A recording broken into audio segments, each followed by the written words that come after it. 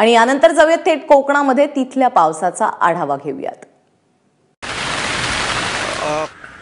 गेल्या काही दिवसापासून पावसाने दडी मारली होती, पण या पावसाने कालपासून रायगड जिल्ह्यामध्ये हजेरी लावलेली होती। कालच्या दिवशी संध्याकाळपासून रायगड जिल्ह्यातल्या कर्जत आणि माथेरान परिसरात मोठ्या प्रमाणात पाऊस झाला होता, ज्यामध्ये माथेरान असेल तर किंवा कर्जत असेल या दोन्ही परिसरात जो पाऊस झाला होता त्यामध्ये माथेरानमध्ये जवळजवळ 148 मिलीमीटर पाऊस झाला होता, जो काल संध्याकाळपासून सुरू होता तो आज सकाळी सुद्धा या पावसाने हजेरी लावली होती। जोरदार हजेरी होती। काल संध्याकाळी जवळजवळ 6 वाजता सुरू झालेल्या पावसाने आज सकाळी 11 नंतर उसंत घेतलेली आहे।